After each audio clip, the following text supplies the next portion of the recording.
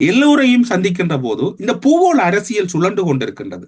இன்று இறால் ஏற்றுமதியால் இந்தியா பெரும் பின்னடைவை சந்தித்திருக்கின்றது. அமெரிக்கா மட்டிலே வரி விதிப்பார். அது மட்டுமல்லாது புடவை ஏற்றுமதியிலும் பெரும் நெருக்கடியை சந்தித்திருக்கின்றது. அமெரிக்க தூதரகத்தில் இந்த விடயம் வடக்கு மீனவர்கள் எதிர்கொள்ளுகின்ற சவால்கள் அல்லது அவர்கள் எதிர்கொள்ளுகின்ற பெரும் நெருக்கடி தொடர்பில் இத்தை வரைக்கும் அமெரிக்க தூதுவரோடு எந்த அரசியல் தலைவர் கதைத்தார் அல்லது எந்த கட்சியின் மூன்று மொழி தெரிந்தவர்கள் கதைத்தார்கள் என்று பார்த்தால் யாரும் இல்லை. காரணம் என்னவென்று சொன்னால் 35 கோடி இலங்கை ரூபாய்களை ஒரு நாளைக்கு நீங்கள் எடுத்து சென்றாலும் பரவாயில்லை, நீங்கள் என்ன செய்தாலும் பரவாயில்லை, அது எங்களுடைய மீனவர்களைத்தானே நீங்கள் வதைக்கிறீர்கள், நாங்கள் உங்களுக்காக இருக்கிறோம் என்கின்ற ஒரு அடிமை மனநிலையில் தமிழ் தேசியம் பேசக்கூடிய அரசியல்வாதிகள் இருக்கின்ற ஒரு பிற்போக்கான நிலைதான் இந்த மீனவர்களின் பெரும் அவலத்துக்கு காரணம் என்று உண்மையாகவே ஆதாரபூர்வமாக கூறப்படுகிறது.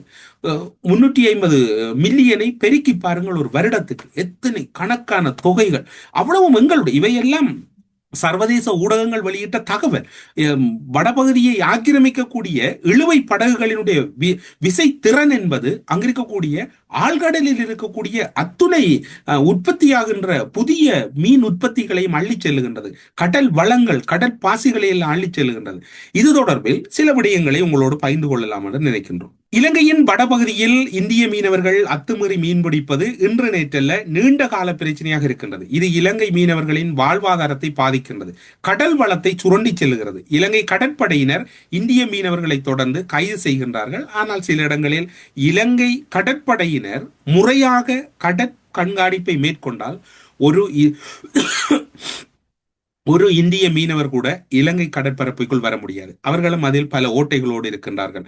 இதற்கு தீர்வு காண இரு நாடுகளிடையேயும் கண்துடைப்பான பேச்சுவார்த்தைகள் தான் இன்று வரையும் நடைபெறுகிறதை ஒழிய ஒரு ஆத்மார்த்த ரீதியாக வடபகுதி மீனவர்களின் விவகாரங்களை கையாளுகின்ற வகையில் இந்த பேச்சுக்கள் எங்கும் வெளிப்படையாக இடம்பெறவில்லை என்பதுதான் ஒரு பதற்றமான நிலைதான் இன்று வரையும் இடம்பெறுகிறது.